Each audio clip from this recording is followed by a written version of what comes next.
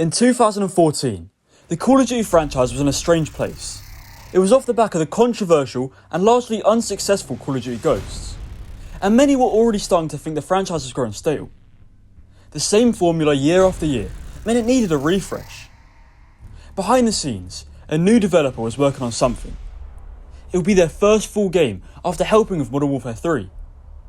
Enter Sledgehammer Games, and enter their new creation, Advanced Warfare. But would this be the refresh Call of Duty needed? Could advanced movement become a staple? And would Sledgehammer kickstart a great new series? Well, prepare your exosuit, get comfortable, and grab some popcorn as I take a retrospective look at Call of Duty Advanced Warfare.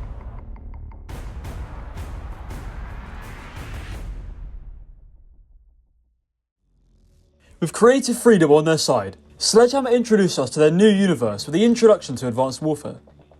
We play as Jack Mitchell, and we're accompanied by Will Irons as we step foot into this futuristic world. Instantly, we see all this new technology, and it fills us with wonder. Things like drop pods, drones, and brand new weaponry all combine to make this game feel instantly different, and certainly gives it some intrigue. We fight through a war-torn South Korea, and as we go to complete our mission, unfortunate circumstances mean that Mitchell's best friend Irons sacrifices himself to save everyone else. We attend Irons' funeral and press X to pay our respects to the man. And this is where we meet Jonathan Irons, the founder and CEO of Atlas Corporation, a private military corporation. And yes, as I'm sure you know, the actor for this guy is a terrible person. And it's unfortunate that his face is so prominent in the game, but what can you do? Anyways, he tells us about his company, and the option to have a second chance, given the injuries we sustained on that mission. With a chance to have prosthetics, and become a half-robotic soldier and fight once again, Mitchell accepts. Next we go through a creative introductory mission, as we get to go through all these different trials to see if we have what it takes to join Atlas, and we also get a tour of the place. This is our first true look at all this new technology, and it establishes right away how the world got here. And thus, despite it being in the future, it grounds it in reality. We also meet the charismatic British guy Gideon, who is by far the best character introduced in this game, but we'll get onto that later on. For now, it's time to battle the first threat of the story, a group known as the KVA and their leader Hades. Over the next couple of missions, we battle the KVA, and their danger is made clear to us very early on, as on a mission in Washington, they cause a reactor to melt down, and when it seems like it can get any worse, they cause worldwide attacks, which leads to irradiation on a global scale. In this panic, Atlas is able to push their way to the top and become the good guys in the eyes of the public, and thus get everyone on their side. I wonder where that could lead in the future. We now fast forward 4 years, to the year 2059, now partnered by Gideon as we track down leads on Hades. The first of which takes us to Detroit, where we track down the second in command. It's there where we learn Hades' real location, the Greek island of Santorini.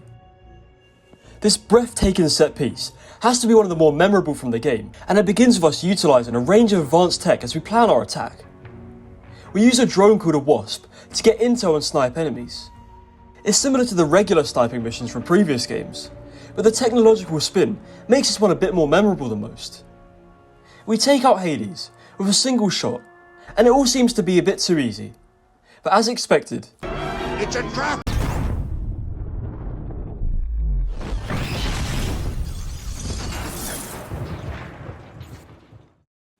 But eventually, after fighting through the streets and avoiding snipers, we reach Hades and finally put an end to him. But this story isn't over. No, not by any means. In his final breath, Hades seems to confirm that Irons isn't the man we really thought he was. In a time where Irons has been promoted as a hero to the public by putting a dent in the KVA forces, behind the scenes, and suspicions are only grown about Irons, given the intel we got from Hades. But it seems Gideon has chose the side of Irons rather than us. It's here where Advanced Warfare becomes more of a story about how a man and his company can be corrupted with power, and it's here where we see the start of the downfall of the Atlas Corporation. We team up with Cormac and begin the hunt on Irons, starting with his estate. This is hands down the best mission, and one of the best in the franchise.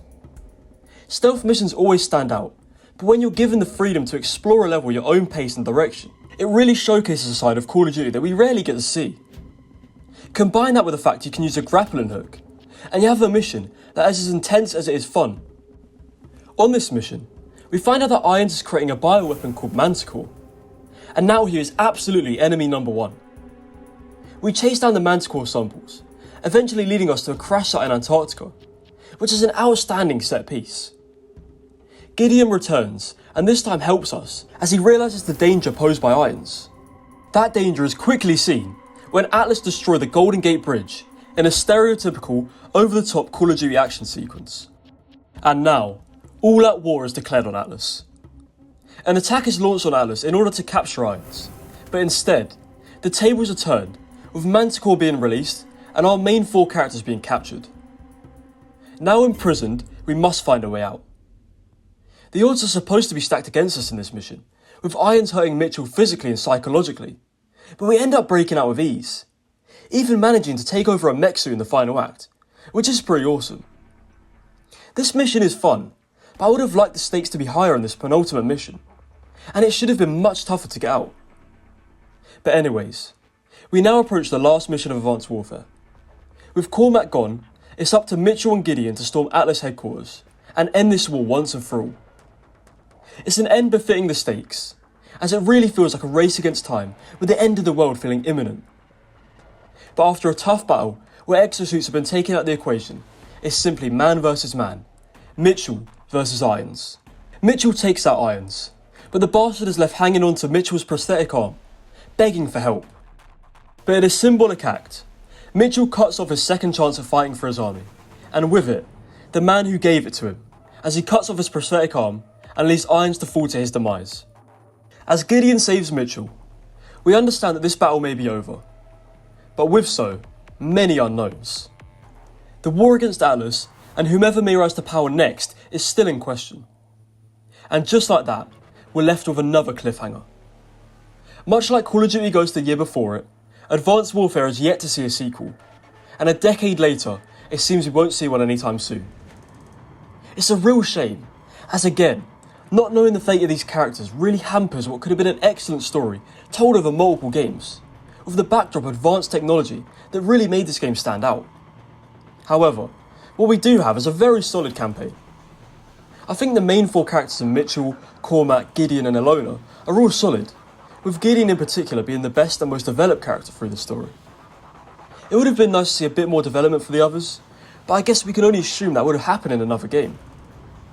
From a gameplay perspective, Advanced Warfare doesn't really reinvent the wheel in terms of its mission design, but it didn't really have to.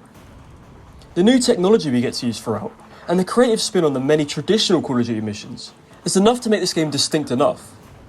And this is all done on the backdrop of some beautiful set pieces that all have a bit of futuristic warfare sprinkled in, whilst also seeing a huge increase in graphical quality as we enter the next generation of consoles.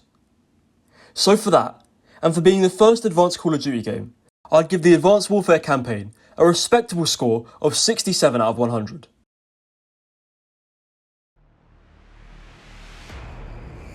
Much like the campaign, the Advanced Warfare multiplayer had a lot more creative freedom. In fact, I would argue even more, as it wasn't limited by storytelling. As a result, Sledgehammer Games were able to create one of the most fun and action-heavy experiences to date. Let's begin with the advanced movement system introduced with Advanced Warfare, as it's by far the most impactful innovation the franchise has seen since Call of Duty 4. The boost jumping in this game felt very heavy, as it contained big boosts in one of 3 directions, either boosting straight up into the air, strafing to the side, or jolting forwards. This brings a chaotic feel to the multiplayer, as being able to move this fast and in this many directions this sharply completely changes the way the player can approach gunfights. Now instead of just thinking what's in front of you, and maybe the occasional glance to see what's around you, the player must now think of what could be above them, to the side of them, or behind them, as the movement is extremely quick. As expected, the entire multiplayer experience had to accommodate this change, and none more so than the maps. And whilst I'm sure many of us could have cut Sledgehammer some slack for trying to make maps but ultimately coming up short, it turns out they knew exactly what they were doing from the very start. This map selection is absolutely superb, and they managed to find that balance of the advanced movement and Call of Duty perfectly. The main distinction between a typical Call of Duty map and an Advanced Warfare map is the sheer level of verticality on these levels. Typically, verticality was used a bit more sparingly for power positions, but now it was absolutely everywhere, as everyone could access it anywhere on the map. This creates a sort of sandbox feeling on every map, where yes, the map has been designed to flow a certain way, but the possibilities are so vast that it gives a sense of freedom never seen before. It's that freedom that brings out the best of Advanced Warfare, as you zip around these maps in a constant battle to get an advantageous position of the enemy players. And additionally, it helps eliminate the problem of camping, as staying in one position while other people fly over you doesn't really work out so well. As a selection, the maps are great, but now let's focus on some of my favourite individual maps, and there's no better place to start than Terrace. I mean, right away, you see how beautiful this map is, but it plays just as well. It's a one-of-a-kind design, with verticality on buildings on one side lane and through the middle, whereas the last lane is much lower down and can provide a nice flank route. There's a perfect mix of buildings to jump on and cover to get behind, which makes for a superb experience. Another standout map is Comeback. Again, there's verticality present everywhere, like in every Advanced Warfare map, but what makes this map unique is its circular design and flow.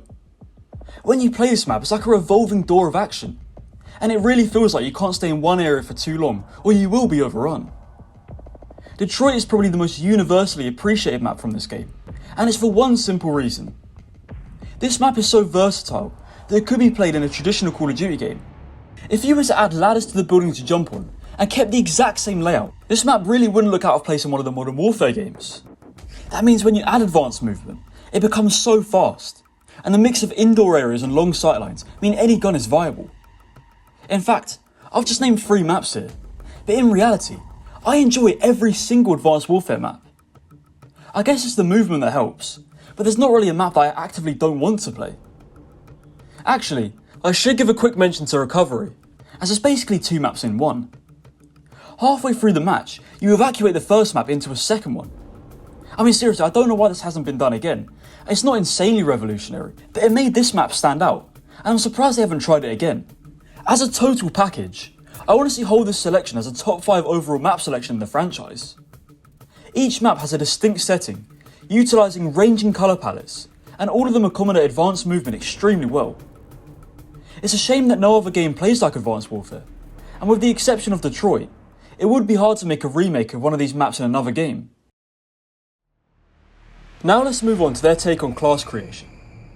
They took a lot of inspiration from the Black Ops games, and their Pick 10 system, but Sledgehammer took it a step further with a Pick 13 system. The customization and freedom goes up another level, with things like exo abilities and score streaks that are now a part of classes. The score streaks can be customised further, to make them even better at the cost of, well, costing more. Take the simple UAV for example. Now you can make it last longer, get more points, or add a counter UAV effect to it as well.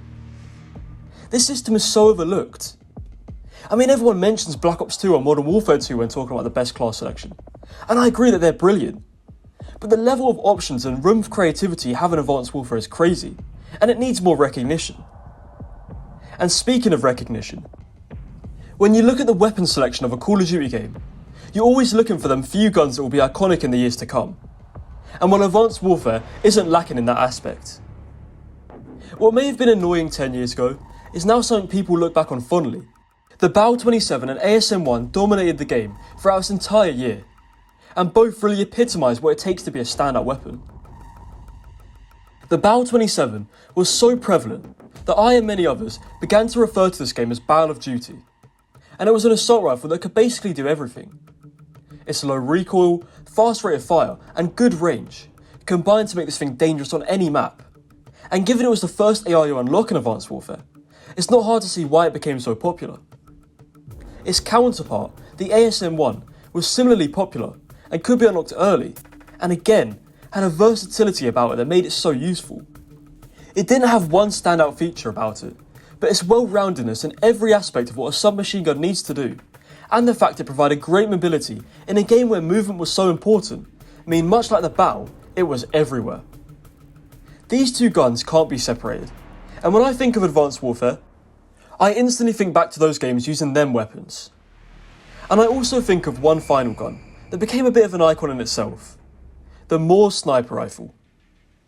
Every game has that one sniper that rises to the top, and they tend to be pretty memorable. I think about the Intervention or the DSR, and much like those two, the Moore's was the total package. It handled great, and it didn't hamper your movement, while also doing solid one-shot damage. But what makes the Moore's really stand out in the crowd of sniper rifles is its reload, and that sweet sound it makes. The Moore's was like a railgun, so it reloaded quickly after every shot, as a bolt-back animation. This made the gun very fluid and easy to chain kills with, which is a particular benefit to free-for-all snipers. But the sound this thing made was simply outstanding, and it's up there with the Intervention with the best sounding weapons in Call of Duty history, which definitely is a bad company to have. Of course, we also saw the more advanced weapons too, like the laser-based EM1, but much to people's surprise at the time, they weren't as favoured as we may have expected. Advanced Warfare has a good selection of weapons. Maybe not as many as the games before it, but certainly enough to enjoy. And when you add in the wide range of DLC weapons added, Advanced Warfare proves again that it holds up compared to its contemporaries and its predecessors. With its great selection of maps, massive innovation in terms of movement, taking a step forward in class creation, and having many iconic weapons that I still remember to this day, it combines to create a fantastic and severely underrated multiplayer experience, and one that I'd give an overall score of 81 out of 100. But hold up a minute, because there is another area Advanced Warfare made strides in. Controversially in many ways, damaging in others, but surprisingly good in some, was monetization. It's such a big talking point and landmark when looking back retrospectively at Call of Duty Advanced Warfare, as it really changed the franchise and gaming trends forever. Whilst we had the traditional DLC packs and camos that you could buy for a reasonable price, Advanced Warfare was the first game to introduce the infamous supply drops. Taking inspiration from the success of packs from FIFA, Activision would put forth crates that could unlock cosmetic items for your character. At first, they were simply something you could earn in-game and were a fun way of getting stuff for your character. But it wouldn't take long for Activision to see the popularity of them and the amount of money that could be made. And it was then when supply drops became monetized, and it changed Call of Duty forever. See, what I didn't mention is that these crates also contain weapon variants. Weapon variants that change the stats of the weapon. This became a huge issue when monetization is involved, as the game becomes pay to win. Weapons like the Obsidian Steed, ASM-1 Speakeasy, Moore's Quickbolt, or the Insanity are all iconic, and were rewarding to get at the time if you got lucky. But people would spend thousands in order to get these, and given the gameplay advantages you could get, it became a huge problem. Supply drops would plague the franchise for the next half-decade, and were a continual talking point, with players begging for them to be gone by the time 2019 rolled around. However, in 2024, given the current state of monetization in Call of Duty, supply drops begin to look better and better to people. Is some of that nostalgia? Well, most definitely. But supply drops did have their advantages over the current system, although if we look back at Advanced Warfare in particular, supply drops were pretty hard to earn, and some of the top tier rewards were exceedingly rare. This is a topic that continues to be divisive within the community, especially as time goes on. But to give my opinion on Advanced Warfare supply drops, I'll put it like this. In 2014, where me and my friends played Advanced Warfare, there was nothing more exciting than opening up a supply drop and getting an elite item. And it did bring a sense of replay value, as it had us wanting better items. It was a dopamine rush, and I guess at the time, we didn't realise how unsustainable that was. Whereas now, 10 years later in 2024, I see supply drops as detrimental. Instead of being able to earn these items, it was locked behind a slot machine, and a lot of the items were completely inaccessible to most. Not by skill, but by randomness. And for that, I'm glad they're gone from this franchise. There is actually more to Advanced Warfare than its campaign and multiplayer, as it has not just a third mode, but also a fourth mode. Unfortunately, due to Activision still charging full price for the DLC, I've made the unfortunate but hopefully understandable decision to not cover the zombies here, as it would have cost me more than the actual game.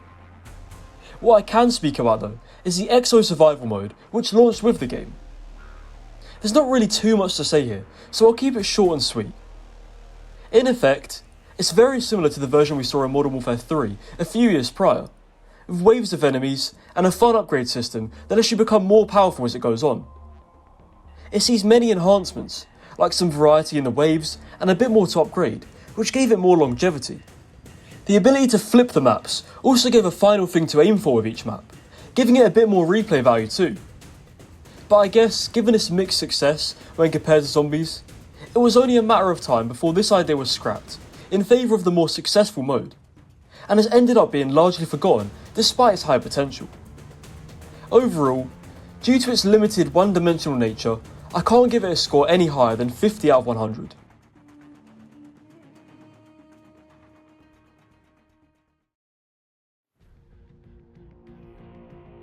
In a time where Call of Duty was in desperate need of innovation, Advanced Warfare was the ultimate change-up for the franchise. It was a game that proved how fickle the fanbase could be, as change was wanted for years, but when we finally got it, it wasn't appreciated nearly as much as it should have been. This game felt completely different to any game before it, but still felt like a Call of Duty game in many ways. The mixed reception is why we haven't seen a sequel. However, as time goes on, I think more and more people are craving another advanced movement game, as a break from Black Ops and Modern Warfare games. I think this style of game is where Sledgehammer are at their creative best, as they've always been the unfortunate oddball company in the eyes of the community, but their willingness to experiment has always been appreciated. With its decent campaign, exciting multiplayer, and okay third and fourth mode, I'd give Advanced Warfare an overall score of 74 out of 100. This game is always overlooked, but I do hold it in the upper echelon of this long series. I understand the criticism this game gets, as yes, if you don't like advanced movement, then you probably won't enjoy this game at all. And this game did introduce supply drops, which as I mentioned, were very damaging to the franchise. But looking past that, I think there is a gem. And given the current landscape of Call of Duty, I think another Advanced Warfare game could really be the shake-up we need. But what do you think of Advanced Warfare? Is it really as good as I think it is? Well, let me know in the comments. And what score you'd give it. And also consider subscribing to help this channel grow to my goal of 1,000 subs. But I've been Ranger, and this has been why Call of Duty Advanced Warfare is an elite game.